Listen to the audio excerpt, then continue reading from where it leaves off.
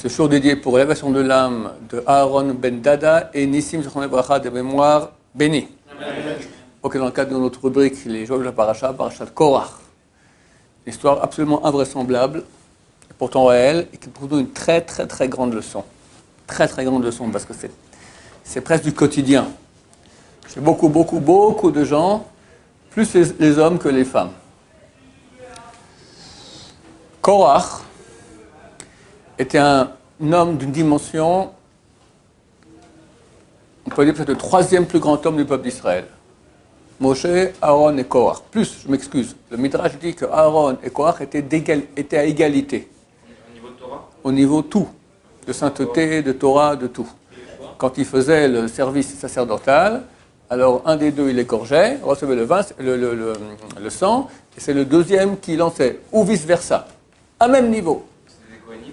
C'est des Kohanim? Non, alors Aaron était Kohen, et alors peut-être c'était lui qui égorgeait, c'était Korach qui égorgeait, c'était Lévi. D'accord? Il égorgeait et donnait à Aaron. De plus, de Shmuel va descendre, de Korach va descendre Shmuel Hanavi. Korach qui marie avec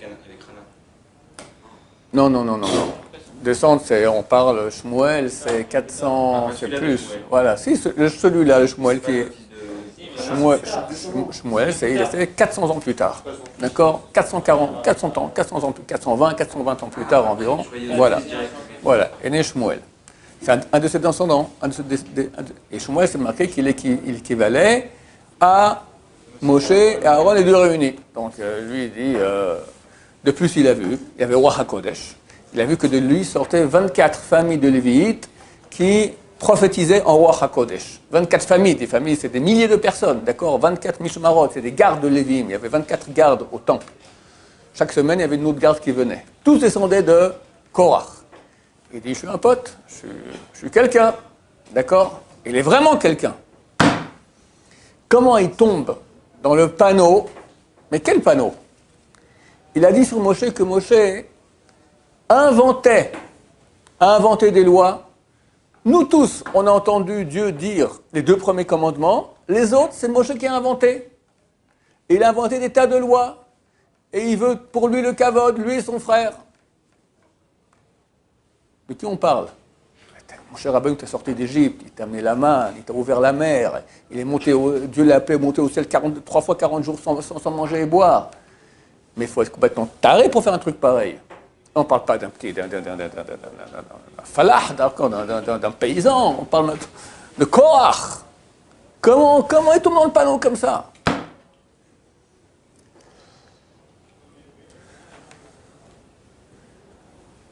Non seulement il dit sur Moshe, il se moque de Moshe, en public.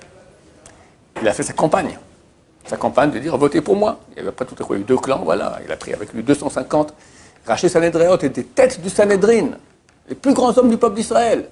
On Ben Pelet, Natan Viram, bon ça c'est 2 grands Rechaïm. On Ben Pelet, c'est un type très très grand. Quand on les a convaincus, vous voyez que je fais pour moi, je fais qu'il y ait une égalité, que c'est aucune raison qu'il y ait c'est une théocratie, c'est lui qui détruit, c'est lui qui dit au nom de Dieu tout ce qu'il veut, ça va pas du tout. Et comment ça se moquer? Il dit dans mon quartier, il parlait quand on arrive en Israël, d'accord? Il y avait une veuve avec 2 filles, 2 orphelines. Elle n'avait pas d'argent, elle avait un tout petit peu d'argent. Elle a dit qu'est-ce que je vais faire? Elle a acheté un petit champ. Ok, elle commence à labourer. Viens Moshe lui dit attention, tu laboures, tu ne peux pas labourer avec un bœuf et un âne ensemble, c'est interdit. Bon, ok, j'accepte. Après elle commence à semer. Attention, il ne faut pas semer ensemble des vignes et du blé. Ok, c'est bon. Elle commence à faire les moissons. Attention, dans les moissons, il faut laisser, si tu oublies quelque chose, une gerbe, c'est pour les pauvres, il faut que tu laisses un coin pour les pauvres, et si tu as 2 gerbes de ces pics qui tombent, c'est pour les pauvres. Bon, elle accepte. Après, elle fait la grange. Vient Aaron et dit, t'as fait la grange? Ok, donne-moi. Qu'est-ce que je vais te donner? La trouma, c'est pour moi. Une partie, 2%. Bon, allez, prends. Après, vient Moshe, il est Lévi. Il dit, moi aussi j'ai droit, moi je vois à 10%. C'est un exemple qu'il donne. Il va chez tout le monde, il se moque, regardez. Attends, tu vas voir la fin de l'histoire. Il se moque comment Moshe, il amène des lois qui rendent les gens fous. D'accord? Et il faut donner au Lévi. Bon, elle accepte. Après, bon, sache aussi, tu as encore le Maaser Ani. Il faut donner maintenant 10% aux pauvres. Et 4 fois durant le cycle de cette année, il faut donner Maaser Sheni. Aussi 10% Maaser Sheni. Elle dit, j'en peux plus, c'est pas possible, tout ce qu'on fait là, on peut. Allez, je vends les champs, je vais acheter des moutons. Un mouton, Baruch Hashem, le mouton, il a eu un enfant. Premier-né, vient Cohen, et premier-né, c'est pour moi. D'accord, il prend tout le mouton. Bon, ok, maintenant, il y a le mouton qui reste. Qu'est-ce qu'il fait un mouton? Il fait de la laine. Elle va pour couper la laine, vient Aaron, il dit, attention, il y a un cinquième qui est pour moi, Rachid Aguez, d'accord? Oh là là, c'est pas possible avec ces histoires de moutons. Hein? À la fin, elle vend les moutons. Si c'est comme ça, je vais égorger le mouton. Elle égorge le mouton, vient Aaron, attention, la langue, l'estomac et le bras droit, c'est aussi pour le Cohen. D'accord? Des une forme de malade. Je fais kherem, voilà, pour personne. Kherem, c'est on fait une sorte de vœu comme ça, que c'est tout interdit. Mais c'est marqué dans la Torah que le kherem qui le prend, c'est interdit, le Cohen aussi. Elle s'est mise à pleurer avec ses deux filles. L'exemple qu'a donné, qu'a inventé bien sûr, Korach, dans sa campagne de pub contre Moshe qui fait des lois, regarde comment une pauvre veuve avec ses deux enfants. C'est de la dessanoute, c'était de la blague, parce qu'après tout, c'est vrai qu'il faut faire, toutes ces lois sont vraies. Mais on te prend pas tout, on prend un peu. Il y a beaucoup moins que les impôts, d'accord? C'était un peu par-ci, par-là, voilà, c'est pas énorme, d'accord? Pas de quoi en faire toute une histoire comme il a fait. Ils lui ont dit, Kitistarer anu gam istarer. Tu veux monter, tu veux te monter au-dessus de nous. Ils lui ont dit, Tistarer, c'est un beau word comme ça, la valeur numérique de Tistarer, c'est 1500. C'est le mot qui a la valeur numérique la plus grande dans toute la Torah. Tu te prends Moshe, tu veux être plus grand, plus haut que tout. Comment? Cet homme-là, Kawah HaKodesh, qui est un sage d'Israël, qui est, après Moshe, c'est le deuxième égal à Aaron. Comment il tombe dans ce panneau? La Gemara dans Souka, elle dit, pas 52, que Dieu a appelé le Serara Ra. Il a appelé le Serara mauvais. Même Dieu l'a appelé mauvais, parce qu'il est très, très, très mauvais. Et c'est marqué là-bas que chaque jour, le Serara veut tuer la personne, le tzaddik, veut tuer le tzaddik. Et si ce n'est pas Dieu qui était là pour le sauver, eh bien, il serait mort. On est sauvé tous les jours de notre Yetzirah qui veut notre mort. Il y a des gens qui croient que le Yetzirah il est méchant, mais ça va, il n'est pas trop méchant. C'est un assassin. Il a mis un X sur notre nom, puis il a un fusil à lunettes, 3 km, ping, comme ça. On n'a aucune chance contre lui, si ce n'est que Dieu nous aide. Et Dieu nous aide. Dieu nous aide, et Baruch Hashem, on peut se battre contre lui. Mais, c'est écrit que celui qui est fier, celui qui est orgueilleux, Dieu dit, lui et moi, on ne peut pas habiter dans le même monde. C'est marqué qu'il repousse les pieds de la Shrina, il repousse les pieds de la présence divine. C'est-à-dire, Dieu le voit, il part. Il ne peut pas supporter, ça pue. Ce type-là, il est appelé Toeva, Dieu l'a en horreur. Quelqu'un qui se prend pour quelqu'un qui est orgueilleux, Dieu l'a en horreur. Il ne peut pas le voir. Alors ça vient et commence à jouer avec toi. Bon, alors tu vas t'aider, mais il est parti, le bon Dieu, mon cher ami, parce que tu es tombé dans le panneau de l'orgueil. Et c'est ça le panneau dans lequel il est tombé. Il est arrivé à ce point-là, Korach. Il était extrêmement riche. Jusqu'à aujourd'hui, on dit Asher et Korach. On dit riche comme Korach. C'est une expression juive depuis 3333 ans, depuis que Korach existe. Comment il est devenu si riche? Yosef, quand il a pris tout l'argent de l'Égypte, il a fait 3 trésors. Et un de ces trésors, Korach l'a trouvé. La Gemara, elle dit qu'il avait 300 pradim. Quand on dit pradim, c'est des mules, 300 mules qui portaient des sacs énormes avec toutes les clés des coffres, des trésors de Korach. Rien que les clés. 300 mules. Extrêmement riche. J'ai de l'argent. J'ai roi HaKodesh, je vois maintenant, j'ai roi HaKodesh. Moi et Aaron, on fait ensemble les sacrifices. J'ai un descendant de Shmuel qui vaut comme Moshe et Aaron les deux. J'ai 24 familles qui prophétisent au roi HaKodesh. C'est à moi que ça revient. C'est moi. Et moi. Et le plus grand, un des plus grands du peuple juif tombe dans le panneau. Comprenez que tous les grands connus durant l'histoire, tu prends le Gaon de Vilna, tu prends Rav Hakameski, tu prends Rabbi Akiva, tu prends le Rambam à côté de Korach, c'est de la gnognotte, c'est rien. On te parle de quelqu'un qui est égal à Aaron à Cohen. Et aujourd'hui, on laït ce quoi? Korach, c'est marqué qu'aujourd'hui il a fait tchouva, mais il est encore en enfer. Il est encore en enfer, il est brûlé là-bas, et c'est marqué qu'à la fin, voilà. Tzadik katamar ifrach, on dit ça dans la Télim, c'est Tzadik, la dernière lettre c'est Kouf, katamar resh, ifrach, het, Korach. Le Tzadik, comme un palmier, il va pousser à la fin. À la fin, actuellement, c'est une Gemara, Rabba Hanan, il va dans le désert, il vient te montrer ce qui se passe avec Korach. Il y a un endroit, il voit une pierre comme ça, il y a de la fumée qui sort. Il dit, ça c'est l'enfer. Viens, regarde. Il prend une lance et il met un morceau de ouate, de coton comme ça, tout mouillé. Il enfonce comme ça, il ressort tout noirci. Il dit, tous les jours, on prend Korach, on le coupe en petits morceaux, on le met dans la poêle comme ça, et il hurle, d'accord? Et qu'est-ce qu'il hurle? Il dit, Moshe emet, Torah emet. Moshe il est vrai, sa Torah elle est vraie. Terrible! Terrible! La Gahava. Qui n'a pas de la Gahava? Je vous dis tout de suite, nous tous, on serait tombés dans le panneau. Alors tout de suite, il y a encore un autre panneau. La Kina, la jalousie. Pourquoi lui et pas moi? Mais déjà, la Gahava, il y a tellement de gens qui se prennent pour quelqu'un. À cause de ça, Dieu les quitte et ils vont droit dans le panneau toute leur vie. Oui. C'est pas possible de ne pas en avoir. Ah, il faut se travailler. Alors, il faut faire attention. On l'a supprimé complètement. On dit comme Moshe, enfin il n'y a pas un âme comme Moshe. Commence à travailler. Alors, Dieu ne demande pas qu'on soit des anges. Mais attention, il y a des choses qui sont de ton niveau. Il y a des pièges dans lesquels il faut pas tomber. Dès que tu fais quelque chose pour te montrer, déjà c'est de la gave. Il faut se cacher, pas à cause de Aïn Hara. Se cacher pour pas que ça nous donne de la gava, qu'on n'ait pas de l'orgueil. C'est exactement le contraire que ce qu'on entend en Occident. C'est au contraire, vas-y, montre côté quelqu'un. Au contraire, les Talmid Chachamim, je vais expliquer comment on travaille. D'abord, avant de voir cela, comment ça se fait qu'en fin de compte, ce rachat, Korach, c'est terrible, d'accord? C'est marqué donc Moshe a dit que Dieu crée maintenant une créature. C'est marqué que c'était créé avant que le monde soit créé. Que la terre s'ouvre et qu'ils soient tous absorbés comme ça, voilà. Il a dit, ne les touchez pas. Ne les touchez pas. Celui qui touche même à ses affaires, il sera aspiré aussi dans le cratère. Quoi, c'est si grave? Tamé, impur, terrible. Moshe a dit, attention, éloignez-vous. Maintenant, vous allez voir comment la vengeance de Dieu était terrible. À un point tel que même si quelqu'un touchait, une famille d'accord, il touchait, je sais pas moi, un cheval de Korach, il tombait aussi. Il fallait s'éloigner complètement tellement ils étaient impurs. Alors comment il a eu après des enfants pareils? Shmuel.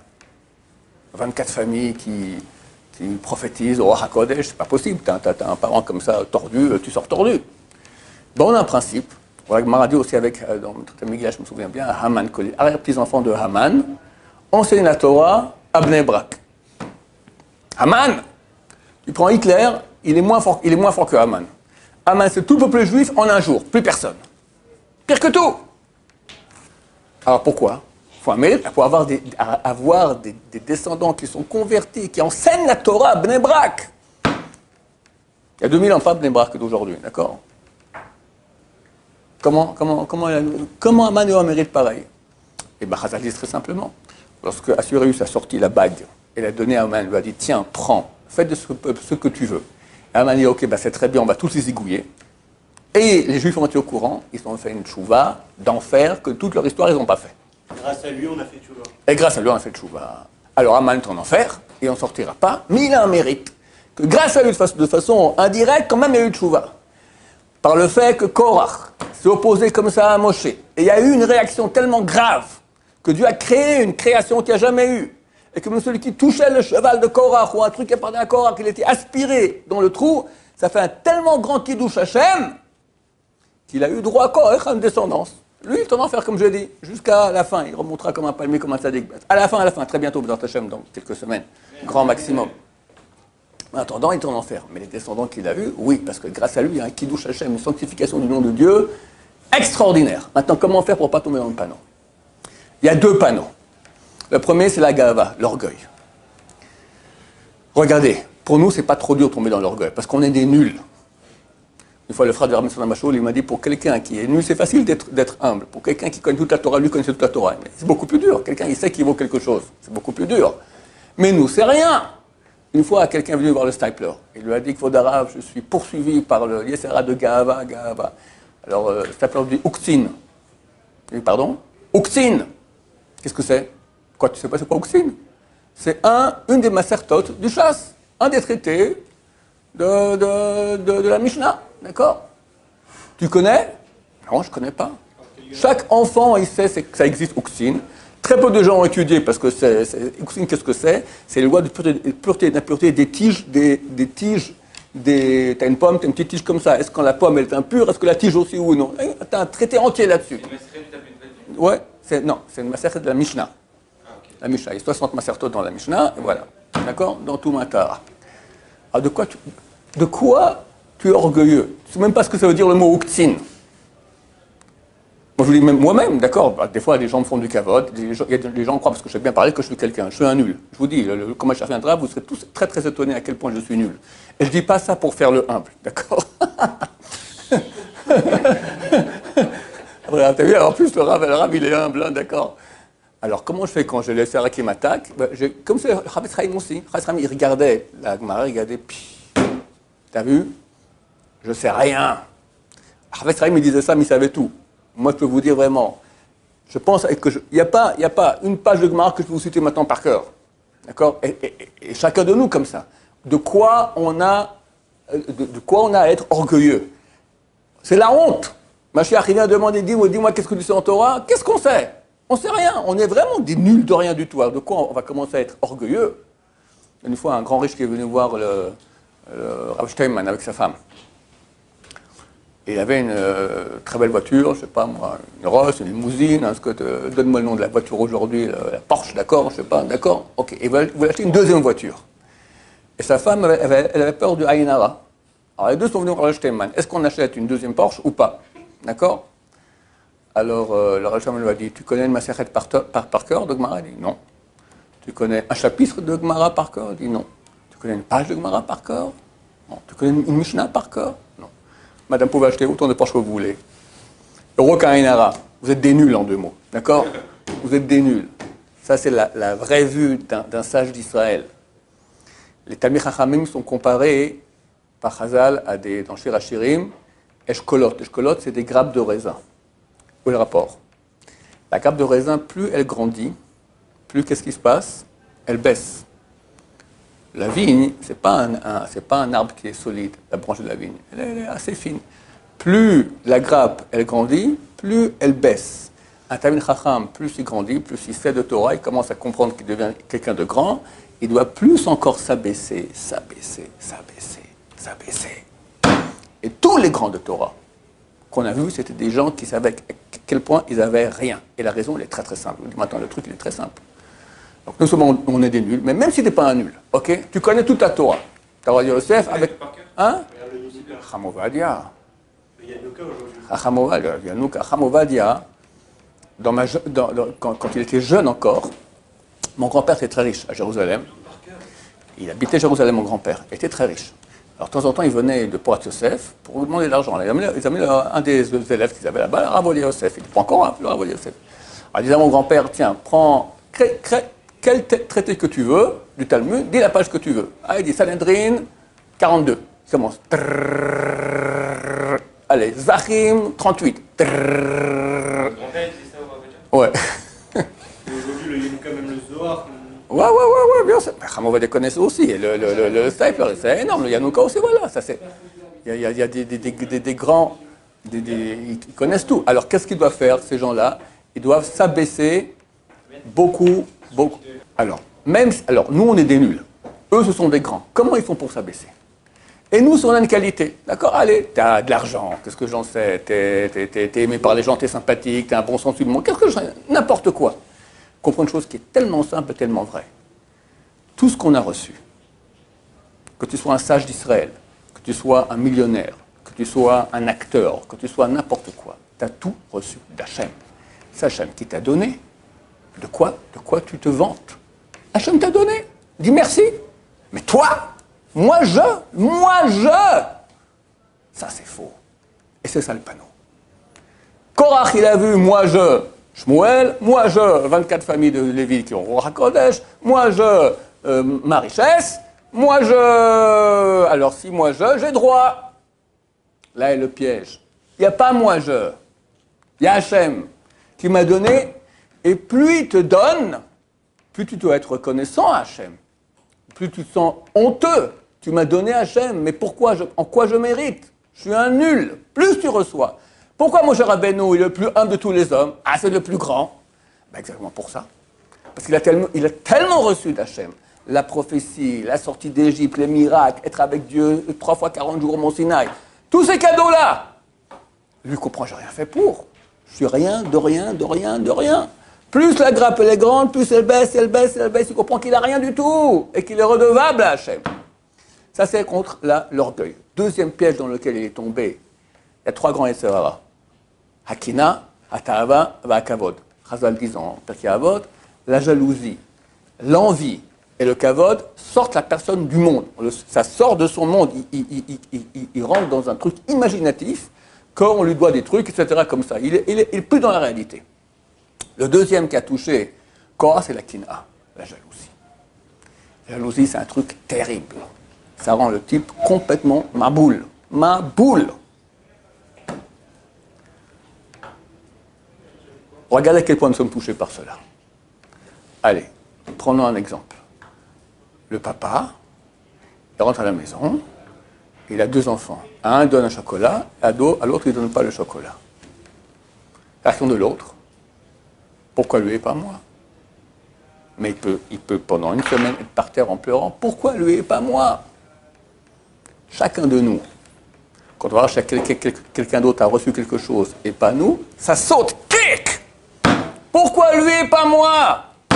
Comme des petits-enfants, comme des petits-enfants. Qu'est-ce qu'il a eu, Korah? Il y avait 4 frères. Amram, Yitzhar, Hebron, Uziel. Amram a 2 enfants, 3 avec Moshe, Aaron et Myriam. Après, il y a Yitzhar. C'est qui le fils de Yitzhar? Korah. Après, tu as Hebron, après, tu as Uziel. Uziel, il a un fils qui s'appelle Elitsaphan. Qui est devenu le président de la tribu de Lévi? Elitsaphan. Korah, il dit non, mais ça cloche là. Le premier, c'est Amram, tu as Moshe et Aaron. Ok, allez, un prend la royauté, l'autre prend El Kohen Gadol. Qui doit être le suivant? C'est moi. Je suis fils de Yitzhar. Et Moshe, dans son culot, il prend Elitsaphan, le dernier des cousins, mon petit cousin.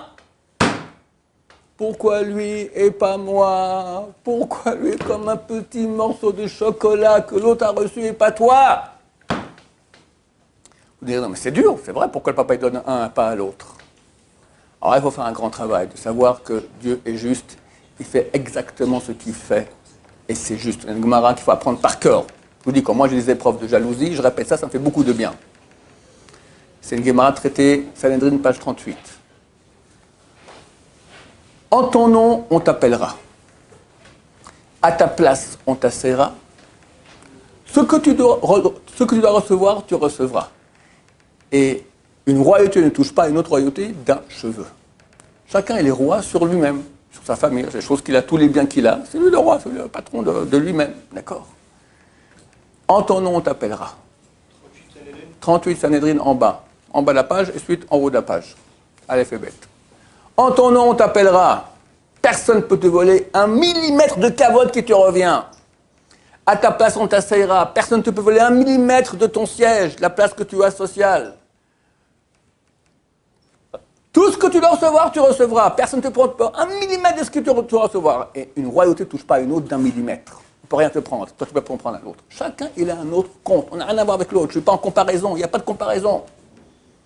Qui est le premier qui est tombé dans le panneau de la jalousie? Un peu, bien avant. Caïn et Hevel. Pourquoi lui et pas moi? Dieu vient reçoit le sacrifice de Hevel et pas de Caïn. Pourquoi lui et pas moi? Et toute l'humanité va là-dedans dans ce piège de pluie. Alors Benoît Harry dévoile, c'est qui Korah? C'est la réincarnation de Caïn. C'est qui Moshe? La réincarnation de Hevel. Et il retombe dans le panneau. On voit ça dans les chiffres. Moshe Rabbeinu, c'est 345. Korah, c'est 308. Non, pas... Oui, Korah, 308. Entre les deux, il y a 37. 37, Gematria Hevel. Korah a pris une partie de Caïn. Moshe a pris et Caïn et Hevel. Et entre les deux, il y a la Gematria de Hevel qui revenait à Moshe. Yoram ben Navat. Yoram ben Navat, c'était lorsque le roi Salomon est décédé. Son fils Rechavam devait devenir le roi d'Israël. Et Yerovam a fait une révolution et il a fait un schisme, il a partagé le royaume d'Israël en deux. 2 tribus en haut et 10 en haut, lui a pris les 10 d'en haut, les 10 du nord. Les sages d'Israël disent que Yerovam était le plus grand sage d'Israël. Tous les autres sages d'Israël, on parle à l'époque du roi Salomon, étaient devant lui comme la pelure de l'ail. Rien, tu me dis qu'une pelure d'ail. Rien. Énorme. Qu'est-ce qui s'est passé? Dieu lui a dit, reviens, fais tchouva. Si tu fais tchouva, moi, Dieu, et toi, et le fils d'Ishaï, donc le roi David, on se promènera ensemble dans le paradis. Est-ce qu'on peut rêver d'une chose plus grande? Tu te promènes avec Dieu dans le paradis, avec le roi David. Qu'est-ce qu'il dit Yerovam? Qui est premier? Qui est premier? Il t'a dit, toi. Il voulait l'entendre. On t'a dit, toi, et après lui. Il veut l'entendre. Répétez, s'il vous plaît, que j'entende bien, c'est moi le premier. Ok, tu seras deuxième. Et si c'est comme ça, je veux rien. Mais on dit, mais le type, il est fou. Tu as tout perdu. C'est une personne qui n'ont pas parole à Maba. Ils sont pour l'éternité en enfer. Pour toujours, toujours, toujours, ça ne s'arrête jamais. Pour ça, croyez-moi, chacun de nous, quand on est jaloux, on peut tout mettre dans ce panneau. Tu es prêt à brûler la boîte, tu t'en fous de tout. L'essentiel que lui n'est pas. Je ne peux pas être derrière lui. Alors qu'est-ce qu'on fait? Il faut penser qu'Hachem, c'est lui qui gère. Et tu n'as aucune concurrence avec l'autre. À ta place, on t'assiera. En ton nom, on t'appellera. Tout ce qui te revient, tu recevras. On ne peut pas toucher une royauté d'un millimètre, d'un milligramme, d'un cheveu. Rien. C'est ça la chose que Korach n'a pas compris. Et pour nous, c'est une leçon énorme. Il faut se travailler là-dessus, parce que chez tout le monde, il y a ces problèmes-là. Dans des familles, des histoires terribles de haine, de Korach, d'accord, de disputes à cause d'habitude. La seule raison, c'est l'orgueil et la jalousie. Il y a un très grand, il s'appelle On Ben Pellet. Il est parti avec Korach. Sa femme l'a sauvé. Comment? Il lui a dit, qu'est-ce que tu gagnes à cette histoire? Non, mais tu ne crois pas, c'est un programme politique, on veut qu'il y ait une égalité, etc., une démocratie, machin, tout ça. Elle dit, dans tous les cas, toi, tu es à la même place. Si maintenant, aujourd'hui, tu es second à Korach. Si maintenant il devient Kohen Gadol, tu seras second aussi. Tu ne gagnes rien. Alors, pourquoi tu fais toute cette histoire-là? Reste à la maison. Et il a été convaincu. Et il a compris qu'en fait, tout son programme politique d'équité, d'équilibre, etc., d'égalité, c'était tout du vent, parce que très souvent, les gens pensent qu'ils ont raison de partir en guerre. Ils ne se rendent pas compte qu'à la base, c'est de la jalousie, c'est de l'orgueil, et c'est tellement courant, tellement de familles sont détruites par ces choses-là, terribles. Il a compris, et il a dit, ok, tu as raison, qu'est-ce que je fais? Alors, elle lui a dit, bien, je te donne à boire. Elle a saoulé, elle s'est mise derrière, à l'entrée cachée par la porte, et elle a dévoilé sa coiffure, elle commence à coiffer. Korach, c'était un sadique, il vient chercher Od Mepelet, il entre, il voit les cheveux de la femme, et il ferme tout de suite. Elle l'a sauvé. Elle l'a sauvé comme ça.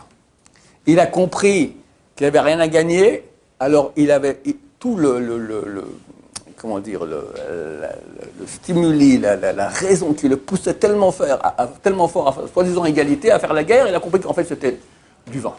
On doit faire attention à nous-mêmes. Très souvent on part en guerre, on ose parler, on est jaloux de quelqu'un pour des raisons qui proviennent des parties les plus basses de nous-mêmes.